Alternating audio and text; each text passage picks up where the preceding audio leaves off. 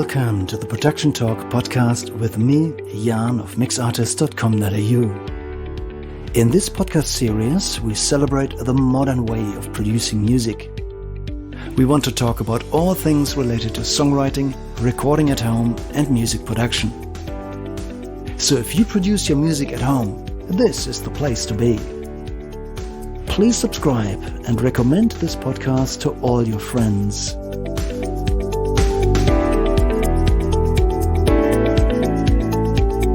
This is the Production Talk podcast, episode 49. Welcome back to another episode of the Production Talk podcast.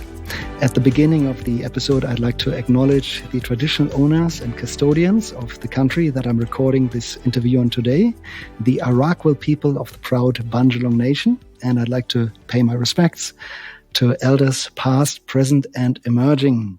And I'd also like to state that I just recently listened to the Statement from the Heart for the 20th time or so, and I just warmly recommend everybody to tune into this if you haven't had a chance to do so yet. So with me today is Mr. Paulie B. Thank you so much for meeting me online. How are you today? Greetings, my friend. I'm doing very well up here in Kapi Kapi country on the Sunshine Coast. It really looks like you've got a comfortable space there in your studio. You look very cozy behind your console. Yeah, we with make headphones on. Make a great effort to keep it comfortable because we spend a lot of time here. Yeah, I can imagine. Well, I really appreciate that I can speak to you today. So maybe let's get started. And would you mind to introduce yourself to the people who may not know you yet and talk about yourself and your musical history, please? Hello, friends, new and old. My name is Paulie B. I have been a professional musician and a bass player for most of my career. I grew up in Brisbane, around West End region, and I played a lot of heavy metal and punk. And, sort of morphed into more dub and reggae. And, I've toured extensively for the last 25 or 30 years with bands like Pangea, George, The Beautiful Girls, and now I play with my good friend Bobby Alu. And I've been running recordings almost the entire time. When I finished high school, I went to the SAE Institute in Brisbane. Back then when I don't think they even had a computer in the office. You know, they had old telephones and electric typewriters and the most advanced piece of tech in the studio, apart from all the beautiful analog gear, was a cassette 4-track with like MIDI memory or something. Yeah, and I hated it. So I studied. I left school and studied audio engineering, and have been making recordings alongside touring ever since. Just give me a rough idea. What year would that have been approximately? That would have been I finished high school in 91, and about 2 years later was at SAE for an 18-month course. To mid 90s. Well, that would have been a good time. So yes, probably analog tape, I guess. It was all analog tape on 16-track Studer machine. Oh no, it was Tascam desk in a Studer machine. Yep. And my two lecturers at the SAE were called Mike and Mike, which was pretty funny. Nice. Two Mikes running the course about mics.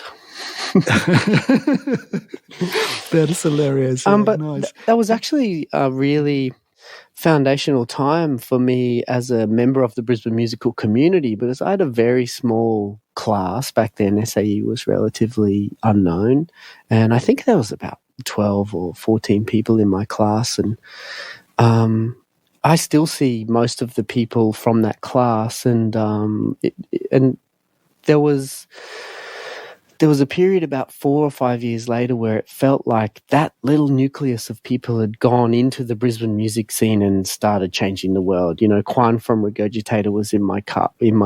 Oh, cool. Shane Dowsett from Bulldozer was in my class. Darren Middleton from Powderfinger was, he wasn't in my class, but I saw him at SAE the whole time.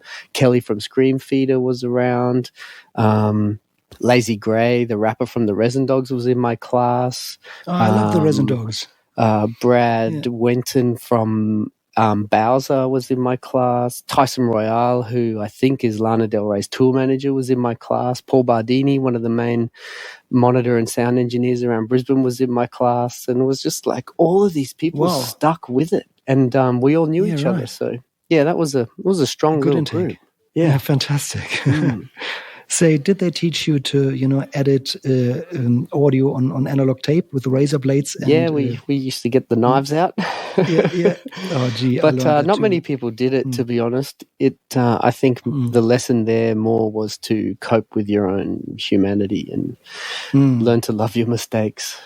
Yeah, all right. Oh, and that goes really deep. Yeah. Look, so that means you would have been basically at the transition point when studios moved from the analog domain into the digital domain. That's right.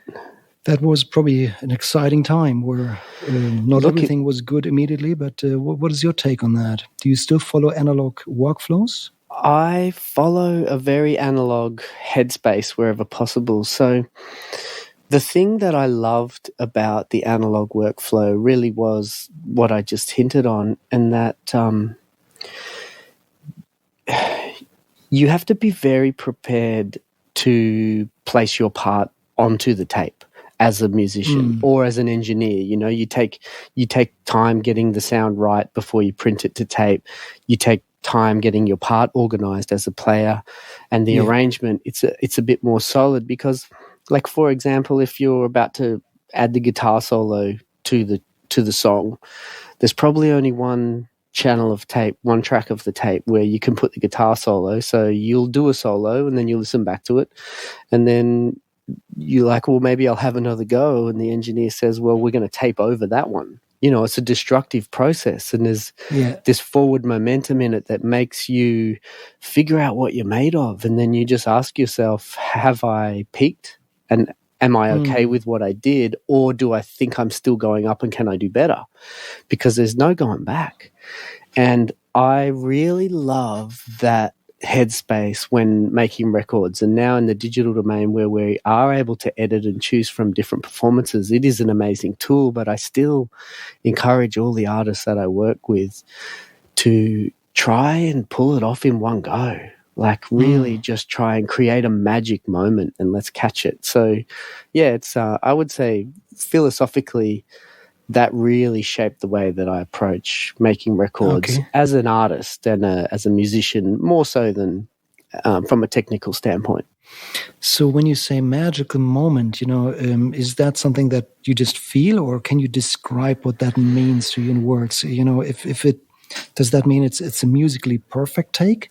No, definitely not musically perfect. I would say intentionally perfect. I think it's different for everybody. Yeah. Please expound on that. I'm super curious. I think that experience of a perfect moment is completely unique to everybody, which is why music is art, is subjective. So this is a beautiful thing to remember. But to me, I could liken it to, it's a state of meditation perhaps. When you feel an inpouring of energy to your being from another source, and you're just a vessel that is creating vibrational content as a singer or a player. And when I think that what it feels like to me is when the energy takes over and you lose track of time. So if you forget what you're doing, that's a magical moment. Like if you're playing a song and you lose track of your ego in that moment and you actually just become part of the vibration of the song, they're the moments that I'm always looking for in the recording. And maybe you got the phrasing wrong, or you forgot a word, or your pitch wasn't perfect. But, if the fourth comes through strong like that, that's the kind of stuff I want to capture. That's the sort of stuff that I think comes out of the speakers really good. Wow. Wow. I've asked this question many times, and I've never heard such a good answer that I resonate with so much. I've never found such good words myself trying to describe that thing. Well, wow. Thank so you obviously brother. have experienced that, I believe, I remember maybe through yourself or through others. I remember experiencing it first as a a 15-year-old guitar player on my nylon string in my bedroom, and I would just be playing, and then I'd just sort of realize that I was still playing, and I couldn't remember how long was I playing for. But the experience of resonating with the instrument lulled me into a meditative state, and I think that is the state. Like, that's the place where the most beautiful performance comes from. So the other thing that I believe, which is pretty it spins me out even when I think about it, but so we live in a vibrational universe, right? We all know that. That's a fact. Everything's vibrating. All the atoms are vibrating. So when you think about a microphone in a studio, all it does is sit around listening for vibrations. That's true, yeah. And many of us believe that mood, intention, and emotion are also vibrational. So why isn't it likely that the microphone is hearing these things as well, and they're getting picked up on whatever micro level that they're getting picked up, captured and translated back into the speakers of the listener that's hearing the recording? So I believe that your headspace and your intention can be part of the recording that can be translated to others. I truly believe this. Wow, okay. And you must have experienced this often enough to have this belief. So, well, I've seen vocalists in my recording studio recording a sad song with tears rolling down their cheeks, and it's almost impossible to listen to the recording without experiencing that emotion. I guess, it's like method acting, or a director would push an actor on film to be fully actually experiencing what they want the character to replicate on film. And yeah, that's a similar kind of thing. You want to create the correct emotional vibration for the art that you're trying to make. So yeah, that's just something that I'm always on the lookout for. Okay. So if I was a musician booking your studio, I would probably just come from a busy day of work, dealing with my family, being a bit stressed out, maybe a bit late. I'm in your studio, I'm ready to go, and I know the time's ticking, everything costs money. And that's the kind of mindset where something like this can possibly happen. Wouldn't you agree? How do you guide people who are under stress? That's a normal state for lots of people nowadays. How do you guide them to a place where they can perform like that? Tell them they're beautiful.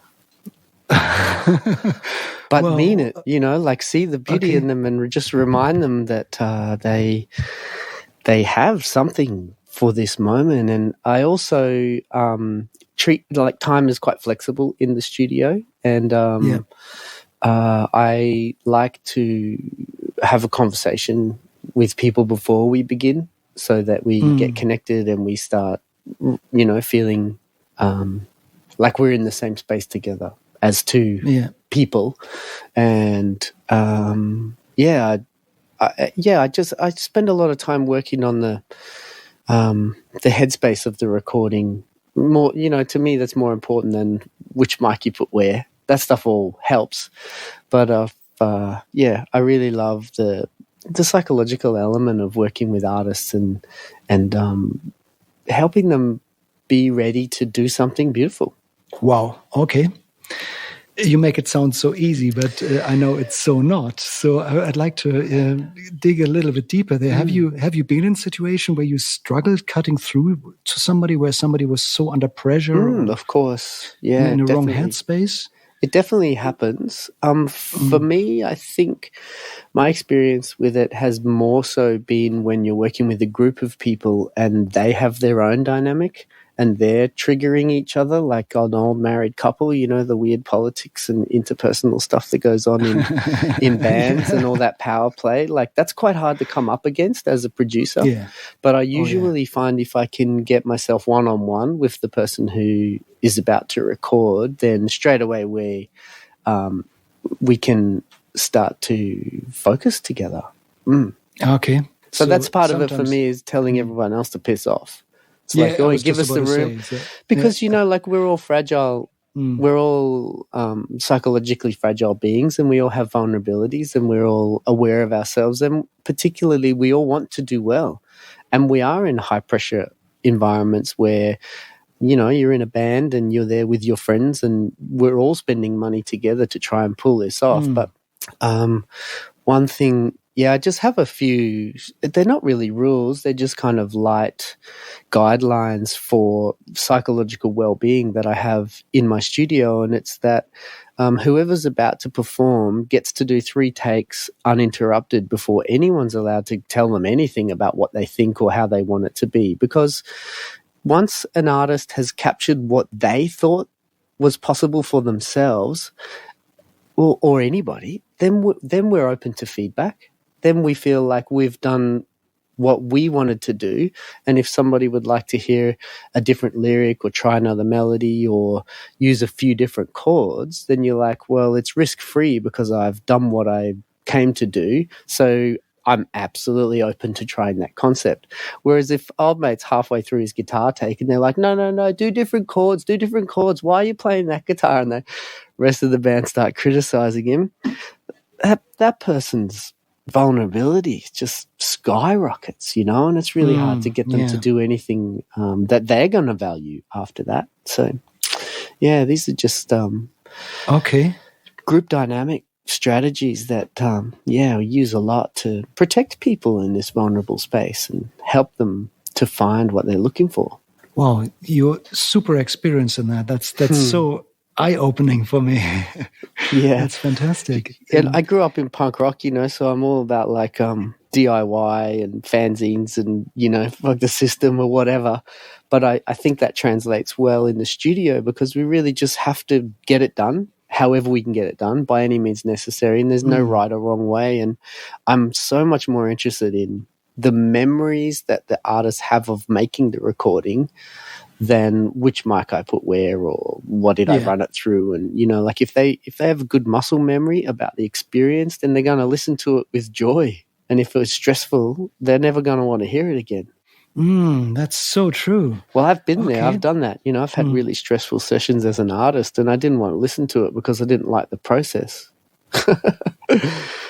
Well, and of course, if you're stressed, you probably don't perform as well as you would under better circumstances. Yeah, sometimes the pressure's good. So we're always dancing on that fine line between pushing yourself and getting out of your comfort zone to do something maybe better than you thought you could do.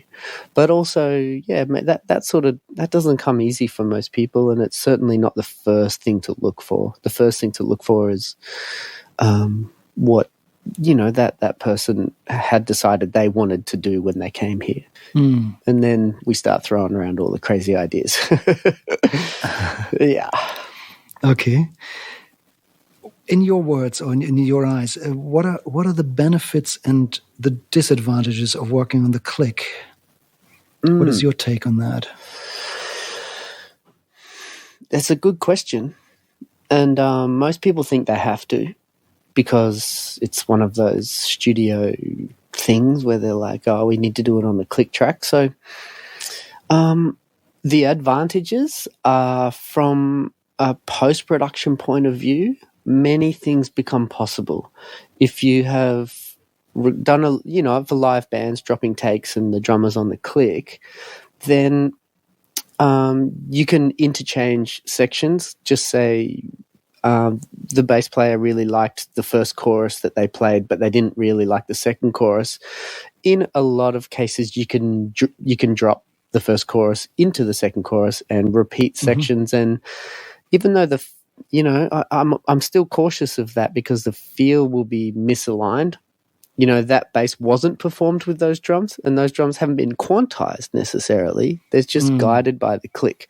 So they may not lock in. Advantages are post-production. There's a lot you can do to tighten everything up. You can save a bit of time by, if you're putting shakers or tambourine into the track, you don't necessarily have to do the whole performance. So you can also share the stems of the recording for remixes. It helps a lot if they've been performed at tempo. So that's a really cool thing about it. Some genres of music also benefit greatly from that feeling of restraint and not speeding up, like slow dub or deep reggae. And I found that a really consistent tempo in a deep reggae jam is as important as playing the right chords. If the tempo changes, the mood changes, especially for the listener. Yes. And so, a lot of reggae that I've made has been on the click because it helps everybody stay slow. It helps the band just stay settled and the pocket gets really deep. Yeah. I've really explored a lot of ways of working with the click. And one of the most interesting things that I found, I didn't invent it, but I realized it, and I've made a lot of records this way. Anybody who's listened to any of the albums that I've made, particularly from the Tanuki Lounge in Brisbane, I could definitely think of the first Kingfisher record was probably one of the first that I really dove into this technique with. I also used it with Ducky Ritz and some other fantastic Brisbane reggae artists from that time. It wasn't live tracking sessions, so we were really producing the record, and drums went down last. So, oh, really? Yeah. So I was inspired by. I heard a story of Marley and the Wailers, Chris Blackwell tracking Waiting in Vain. One of my favourite Marley grooves, one of my favourite bass lines. And as the story goes, I don't know if it's verified or not, but anyway, it inspired me to think about process, which, that's all we need, just a bit of inspo, true or false. Apparently, Carlton, the drummer, was sick on the day that they record a song a day in their studio process, and he was unwell that day, so they printed a drum loop onto the tape machine, and then the band recorded all of their parts to the drum loop, and then the next day when he was in the studio, he just added the drums to 2 songs instead of 1. And that got me thinking that if I was a drummer laying songs with my band in the studio, how awesome it would be if they weren't all speeding up and slowing down and fighting the tempo and feel with each other, moving through the changes. So I started making records that way, where I'd quickly I was actually using Boom, the free onboard Pro Tools drum machine, to just map out the groove and the tempo of the song, and then all of the band members would overdub their parts to that perfectly consistent, super mellow drum loop. Then any edits that you do, they're really on time and everything just fits together so good. And then before you even add drums to the song, you listen to everything without any drums, and it is so consistent and heavy and beautiful. And then the drummers don't even need the click track. They just put the headphones on and they play into a finished song, and they play so well, and they play gently, or they can feel the dynamics of the song, and they're playing into the finished production instead of, which is what I was experiencing beforehand. They felt like they had to hold up the whole arrangement because they're like the first person playing. So they had to outline everything, and a lot of pressure was on them. And they were overplaying because the track was empty, So for us, it really allowed us to play with post-production on the drums as well. And for me, some of the main revelations were how few drum mics I needed to get the drums sounding the way we wanted them in the production. Sometimes there's 3 mics, sometimes there's 2, a kick and an overhead, and you're like, man, it's all it needs. Whereas when you start off, you're like, I better record all 14 lines just in case. And, once they're there, it's pretty hard to not use them. So, all of those things were they were all advantageous click relationship stuff for us. All of that stuff was because of the click. And, many, many great things have happened using the click in my production life. Are there any disadvantages that you see? There sure are. I can completely kill the mood of a good song. If a band plays well live together and they don't want to necessarily have their song remixed or whatever straight away, then, forcing them to adhere to a tempo or even multiple tempos, it's just like they stop looking for that vibrational relationship with each other and start, the whole headspace of the recording is like, am I in time with the computer? Am I in time with the machine? And yeah, it can, for inexperienced players, it's a nightmare. It does, not for them, but it does horrible things to their music. Like, you can hear them that they're not listening to each other anymore. They're all listening to the computer. And the computer is not sensitive.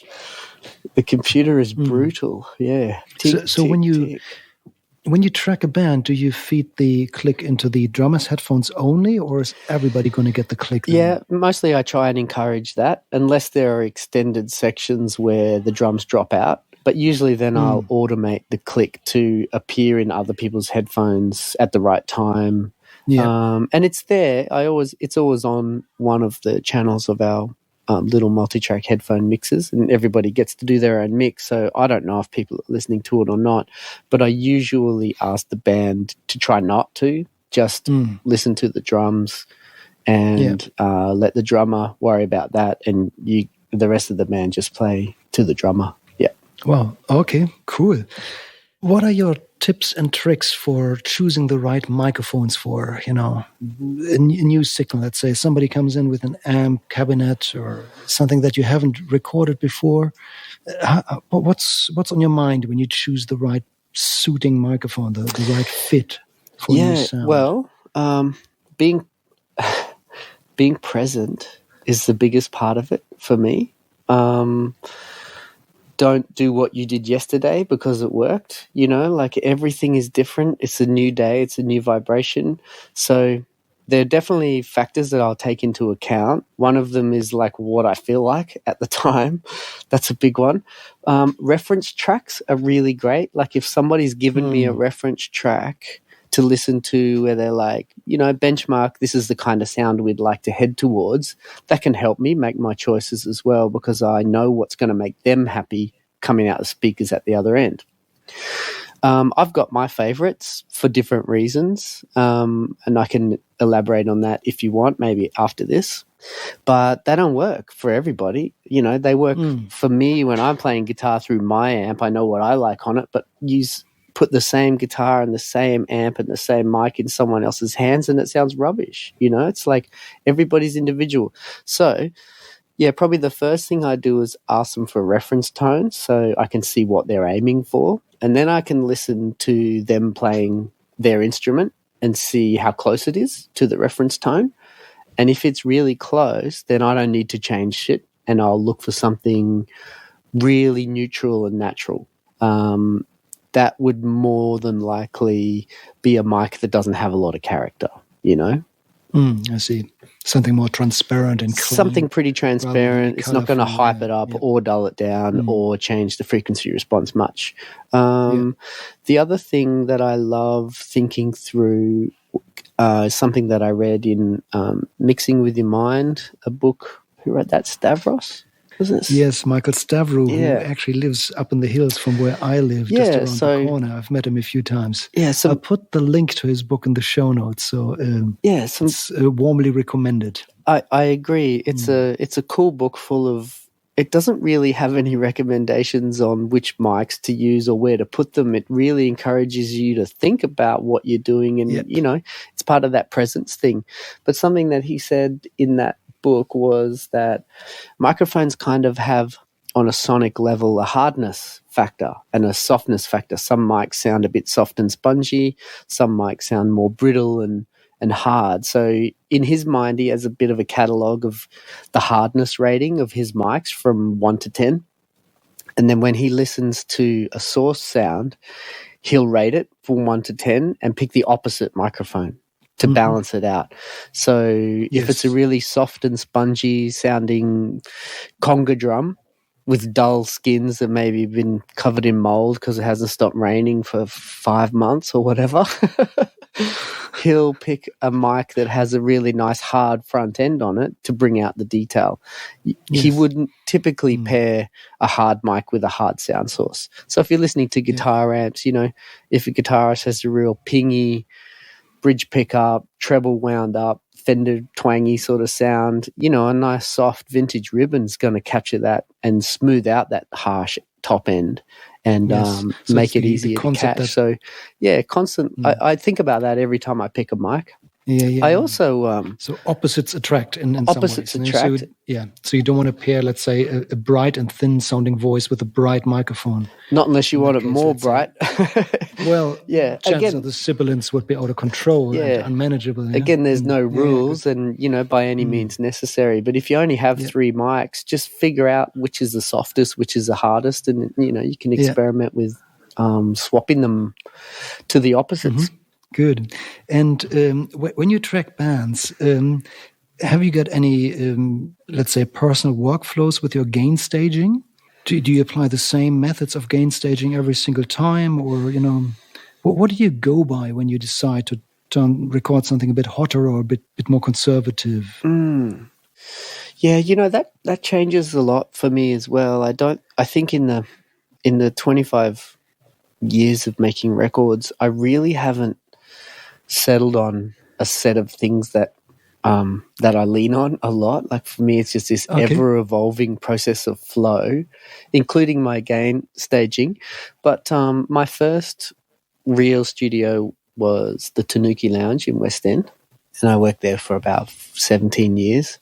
One of the main problems with that space, and look, I'm sure a lot of people can relate, especially people who only have one room, just say you're miking up a kit, you can't hear it when you're in the same room, even if you have headphones on, even if you have noise-cancelling headphones on. You can't hear what you're recording because the source sound is loud. And I had that problem at my studio. I did have 2 rooms, but it wasn't soundproof between them. So I couldn't really use my monitors to tune up a drum sound for a recording. So I just look at the meters and I would imagine what the mic is seeing and how bright or dull it might be because of where I've put it, knowing that like the center of a guitar speaker cone is bright, the edge is dull. Mic a snare drum high, it's going to be duller than if you mic it low and catch some of the wires underneath. All of these things, just kind of having a calculated guess and just referencing a quick test recording before committing. So, I would always just look at the meters and get a medium, a medium high level, because everybody gets carried away when they track 2 and suddenly everything's going red. When people get excited, they get loud. But in my explorations over the last couple of years, it seems to me, and I have no real physical knowledge of this or any evidence to back it up, but I've been tracking through a console recently. I have a 24-channel APB Dynasonic Spectra console, which is it's a live desk, but it has really nice preamps and EQ. And one of the things I love is just an analog high pass on every channel. It's I wouldn't mind saying a couple of things about that. I think that's revolutionized things for me in the digital world a lot. But I've been through a stage of tracking things actually pretty quiet. So, like even down around minus 25, minus 20 dB maximum into the DAW. And, I grew up recording on tape. So that was the opposite. You really want to push level as warm as you comfortably can onto tape to get away from the inherent noise floor. Which doesn't exist in digital, so that prerequisite is not part of the workflow that we have to deal with. And I tracked a couple of things quiet after I got sent some sessions to mix by somebody else, and they were recorded very quiet. In fact, at times so quiet that it scared me. But after I'd gained it up with my plugins and various mix things, the mix sounded absolutely huge, and it sounded more, it had more depth, it had more width, and it seemed to have more detail. And so I experimented tracking a bunch of sessions, like easily 10 dB quieter than I normally would, and then just gain staging it back up when I'm mixing in the box in my DAW. and loving it, absolutely loving the headroom in the mix and pulling a massive sounding mix that was still 8 dB away from clipping on the master, and loads of room for the mastering engineer to take it even further. And yeah, it had me wondering about the architecture of the virtual buses and the structure of the framework. And I don't know, I feel like they just handle less volume. They like it. I think they like it more. I think the architecture doesn't handle volume in the same way. Oh, look, if you want to, after the interview, I'm happy to talk really technical stuff with you, because when it comes to the inner workings of Pro Tools, I've got direct wires to the avid engineers. I know I ask a lot of questions that the operating manual doesn't answer. And you know, one thing I wish I could really do on Pro you and Tools? now we need to sit down over a couple of beers one evening and just start playing. But no, keep going. Sorry, there's actually one thing that I'd really love to be able to do on Pro Tools. You know, on your edit window view, you can choose the size of any window, but on your mix window view, you can't. All the channels are either narrow or they're wide. Yeah, I'd love to be able to make my buses twice the width of my channels. That would be so awesome. Just so you can find them with your eyes really quickly. I may use some color coding and stuff, but it'd be great to have the auxiliaries and all your returns, double width, and all of your things that are feeding it. You know, you could just make them smaller, get them out of the way. The width. Anyway. Maybe after the interview, I might have, a proposal, an idea of different workflows that might lead to an interesting outcome. But okay, always open to these things. Don't get me started with Pro Tools stuff. We'll be interested, but people will start tuning out. They'll be like, "Whatever, boys." Let's get back to you and your recording workflows. There are different trains of thoughts about processing on the way into Pro Tools or on the way out. And, there's obviously the option you've got a console there, you can EQ on the way to Pro Tools, and maybe you have a few processors that you could patch in. I do, yeah. Or you could leave your options open and do it in the mix. What is your take on this? What do you prefer? Look, I think if you're not sure and you're if you can't hear what you're recording really well. So if you're working in the same room, if you're only just working in one room, you have to be careful because you can't really hear the processing that you're doing. But if you have a nice, isolated space from your source and you can use front-end gear, be it latency-free plugs on the way through or any outboard gear, you create a sound you like, you just record it, move on. It saves a lot of time. So I commit a lot now. I use the Universal Audio console, and I got plugins on almost everything on the way in. Not a lot of additive EQ. I definitely use a bit of subtractive EQ on the way in. Okay. And I use coloration. I use a lot of tape plugins on the way in. I use some gain, just some limiters and some, just all gentle stuff just to help, just help make the recording sound better straight away as soon as you hit play.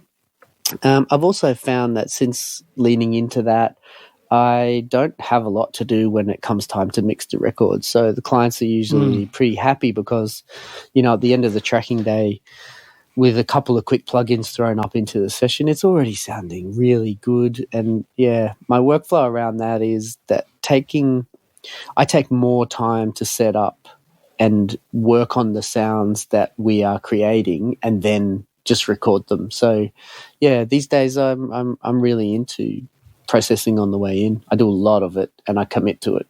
Nice. Yeah. Nice. It takes experience and courage, of course. It does, but I wouldn't do it if I was uncertain or I couldn't hear properly, If I was in someone else's studio, I don't know how I'd feel about it. Yeah. But at the same time, it's just art. Just throw paint at the wall. Just make cool shit. Get it done. Yeah. If you think it sounds better with the compressor on it, then record it. You can't be right or wrong. If you think it sounds better, you're allowed to think whatever you want. This is what I love about it. Things can go wrong and it can sound awesome. So But if you don't know what you're doing with compressors, you can cook it. you can wreck a perfectly good sound source. Yeah. Oh, it can be overcooked. Yeah, Exactly. And then when you record it and it's overcooked, then you can't unbake it anymore. Then you just bake it more. Done. That's my philosophy. Yeah. Get the distortion out. Yeah, exactly. Yeah. Exactly. Yeah. That's one thing I learned once too. If there's a certain weird effect, you can't leave anybody guessing whether it's a mistake or not. Yeah. So if you want to break it really strongly. Yeah, break it proper. Make it a statement. Yeah, make it proper. Exactly. Yeah. Take it to town. Say, when you mix these days, you mentioned earlier that you mix in the box. You've got this amazing console right in front of you. What are the pros and cons of mixing analog or digital in your eyes? Well, the short answer would be that on the console mixing outboard, even just analog summing with a bit of extra EQ, recall is real tough. It's really hard and it's not absolute. And I find that most of the clients that I work with, they're not into not being able to review the mix.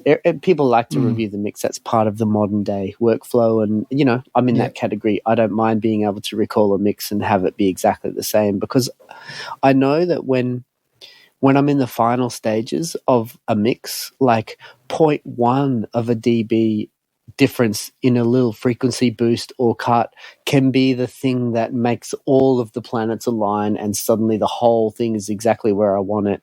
And on a desk with no recall, it's impossible. It is impossible to recreate. Mm-hmm. Even the fader movements on a console, unless you have automation recall, like if it's a millimeter out of alignment where it was before, the mix could sound quite different, and that's just one of them. Yeah. And then you look at 24 of them. Probably the main. That's a practical reason. The practical reason is that people that I work with and me, I like recall. It's handy to be able to pull up a mix and make a little change and print it again and be confident. That said, I also like recording through plugins or committing sounds to tape. I like the idea of just pulling a mix, printing it, and moving on with your life. You don't have to go back. Everything doesn't have to be perfect. Life is a journey. Music's a journey. And I know that people spend a lot of money, so they want it to be how they want it. But do they even know how they want it? And this is another thing that comes up for me is like I've definitely worked with people or maybe watched other people pour resources over and over and over again into trying to perfect something rather than recording more things, So I've seen people record the same song 4 or 5 times, and each time maybe costs them $2,000, $3,000, $4,000, $5,000, and they're 20K deep on trying to get the perfect version of this song. And it's just like, how many songs you could record for that? You sure this song is everything? Does maybe there's more songs that you need to be recording. So, yeah, right. So, what do you do when a client struggles to finish up? I've experienced that myself, when people just constantly second guess themselves and therefore never manage to finish. Have you got any tips or tricks to convince people to draw a line, make their piece, and move on? Look, it's really up to them. It's something that they have to be able to find that for themselves. But reassurance, it goes a long way. If I truly think that something is fine and doesn't need to be changed, I generally, won't do it and just be like, I'm not going to do it it's actually beautiful already. I don't think it's going to make much of a difference for the trouble that it's going to take. Yeah. So that's something that I think about mixing in the box is you do get that revision capability. On mixing out of the box, again, this isn't really verified, and I'm not a student of this. I don't have the physics behind this, but something that I do know is that when I mix out of the box, it is a momentary flow, and there is a special kind of magic in that. It's a now or never kind of situation, and the mix itself becomes a performance like a musician, and you have to stay with the mix and move things around and send stuff two effects at the right times or whatever it is, whichever kind of mix you're making. But even on a static mix, right, we're using what I've done here in my studio with Outboard, just these simple 4-band semi-parametric, the 2 mid-bands are fully parametric and the high and lows just shelf on my 4-band console EQ. But something that I've noticed is that, just say, here's a comparison. In your DAW, you got a source material with lots of low end, like a kick drum, pretty punchy, lots of power in it. Pull up a Pultec EQ, like a beautiful emulation of a very powerful EQ. Select the powerful frequency, like 60 or 80 hertz. Go on, give it 24 dB of gain. And the internal bus will distort, your master will distort, and it'll just sound bloody rubbish, right? And you're not going to, it's just going to like ruin that particular sound. Route the kick drum out to your mixing desk, choose the same frequency, give it half as much gain, and your fucking speakers will pop out.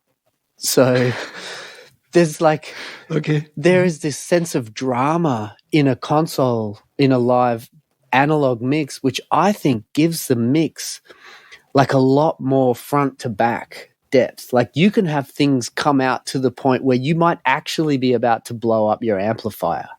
And now I don't think that's going to happen in the box. You know, you have this glass ceiling in the structure of Pro Tools where it can't go louder than that channel was designed to go, and it's going to sound rubbish, but the volume isn't actually going to increase.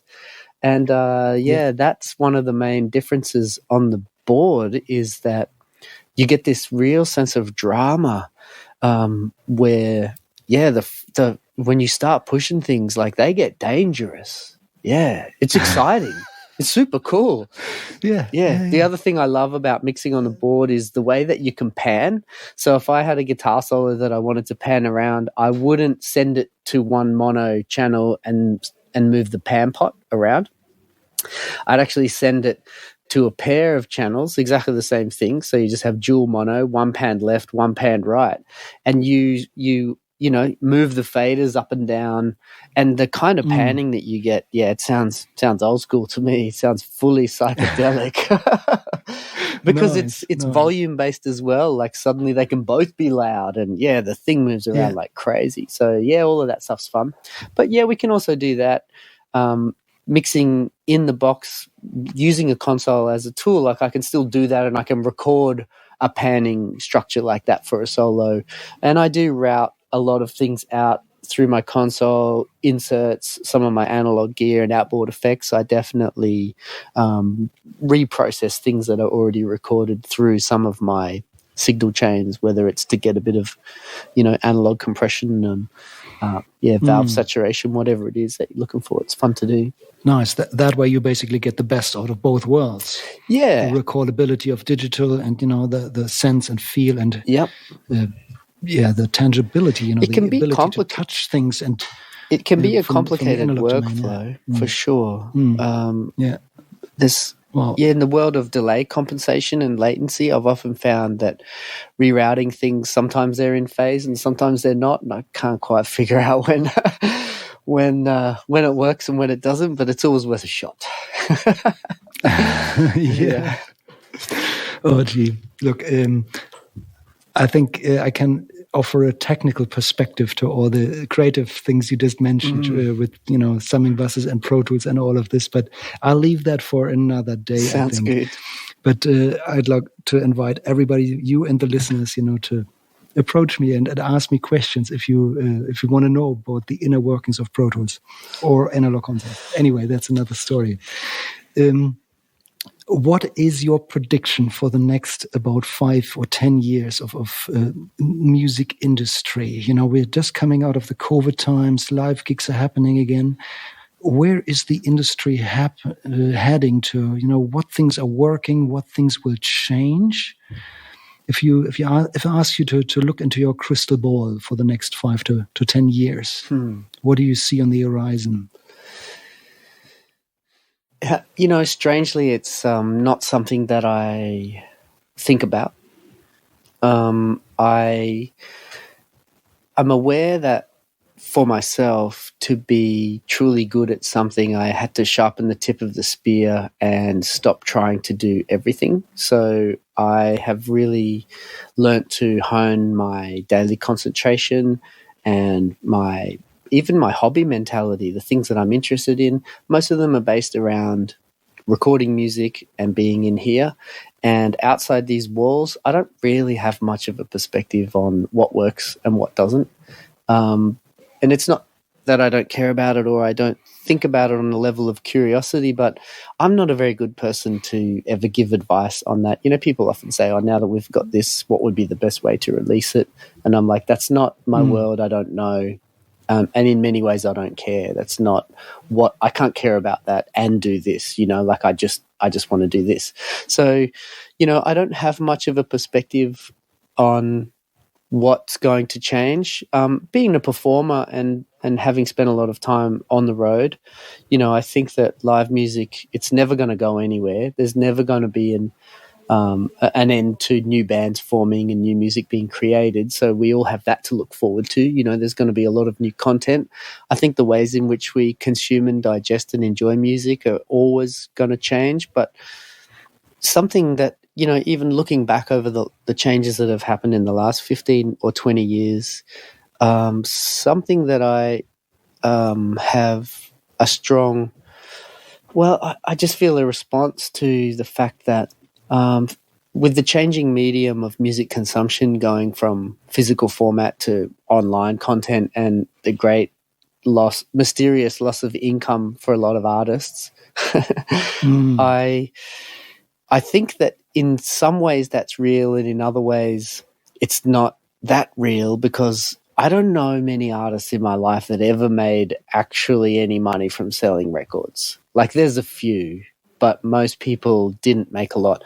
The area that I see it having the greatest impact is a lot of young independent bands were able to make up the income on a tour from selling merchandise. So there's definitely some creative thought to be done in that realm, because, you know, cars don't even have CD players anymore. I don't have a CD player in my house. So there's that point of sale product that we had a pretty good markup on. You know, CDs, they cost a lot to record an album, but to manufacture the CD is $2. Yeah. And you could sell it for $20 or $30 back in the day. And bands were selling 40, 80, 100, 200 of these at a show. And that's how a lot of tours got funded. It wasn't necessarily on the performance fees. But I do think we've just come full circle in a lot of ways back to before all of that, where if you want to make a living as a musician, guess what? You got to be good. You got to have charisma. You got to be able to put on a good show. Yeah. You got to have people come through the door and pay and want to come back and do it again. And, you know, I think that with all of the studio wizardry that was invented, I think there was certainly a decade or more of bands that sounded better than they played. And, you know, I look forward to the fact that there's a lot, the ways of being a professional musician, you know, that it's constantly evolving. We're constantly being challenged by things, and we have to be very, very adaptable. And I think it's just exciting that still the most exciting and guaranteed way to be able to make a living is, you know, knowing how to put on a good show, like the 20s. Yeah. Yeah. So I also I was just thinking something else about you know, Spotify and the other online mediums. The royalties are obscene, you know, obscenely low, and there's definitely work to be done pushing back against that. But something that it has allowed, you know, I grew up before digital technology. I was, you know, I was well and truly out of high school before I had a email address. I was 25 or 26 before I got a mobile, and it certainly didn't have a camera in it. It wasn't connected to the internet. And what we, you know, I was touring with the band George, and we were self-managed, and we were advancing our tours with books of postage stamps. You know, like everything was was typed out correspondence, printed correspondence back in the day. It was hectic, and so many other people were involved in every step of what we were doing, and people pulling money out everywhere. And what we all really longed for was direct access to our fans and being able to have a portal where people that liked our music could find it and we could find them. And I really think that the Spotify platform, for all of its shortcomings, it does allow a lot of people to find your music very easily. And I think that from an independent DIY level, if you have a good website and you have your own, cottage commerce set up and sorted and streamlined as a band, then people can find your stuff pretty easily these days. And I'm for that. I think that's a really positive thing is they don't have to go through all the labels and challenges and the hurdles. If they want to find your music, they just type it in. There it is. Go to your website. There you go. You're connected. Yeah. But it's what you do with that then. Pros and cons. I think there's still a lot of creative thought about how to manage that, what to do with it. Yeah. And what's going to become that new point of sale item where you can sell it directly to your fans, and we're going to have to get creative. But there's something there to look for. Well said. Thank you, Paulie. Say, if one of the listeners now would like to reach out to you or visit your studio, stop by for a coffee, or book, a week or two of studio time, where would they find you online? Well, the best place to go first would be our studio website or Instagram, and that is Yama Nui, and that's YAMA-NUI. And the website's just .com, and the Instagram's just recording studio, I think, Yamanui. That's the best place to keep an eye on basically what I've been doing, and a good place to reach out first. I don't personally use social media very much. I've got a profile on Instagram, but it's been almost 3 years since I posted anything on it. I just find that I'm a little bit too busy doing the stuff that I love to post about doing the stuff that I love. So fair enough. I'm not very engaged on any of those platforms on a personal level. I prefer to be here in the studio with my people and generating content. But it all comes out through the Yamanui portal. So that's probably the best way to reach out. You could also email me directly, but that comes with a little word of warning. Could be a while till I get back to you because honestly I'm here like 10 hours most days and I don't do much admin outside that. A couple of days a month if that. So the website is probably one of the best ways to get in contact. My email is just Paulie B, PAULIEB @me.com. I put all of those links into the show notes. So if you want to reach out to Paulie, just finish the episode, scroll down to the show notes, click the link, and then you have your direct wire to reach out to Paulie. Well, look, I think what you shared with us today is nothing short of spectacular. The way you connect to music is on such an experienced, deep emotional level, and you found these amazing words to actually phrase that things that I can't grab. and you put this in amazing words. So thank you so much for sharing. I really appreciate that. Thank you for taking the time to hear my perspective on things. My pleasure. And Paulie, I would really like to one day catch up in person. We probably have a lot more to talk about at some stage. Let's do it. Thank you so much.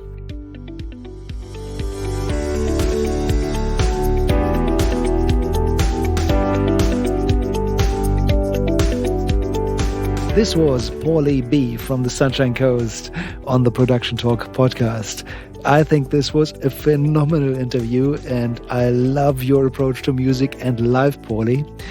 I can really sense how you are not just a technician behind the console, but you are the heart and the soul of the music that comes out of your studio, and the way you interact with people, it just connects so much with the way I like to produce music as well. It's all right down my alley, and it really resonates with the way I approach life and music production in particular. So it's quite amazing that we haven't connected earlier.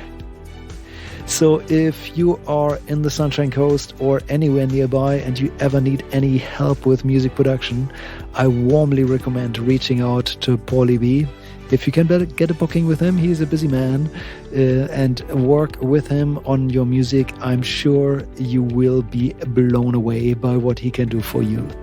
I've listened to many of your productions, Paulie, and I have the utmost respect for your skills.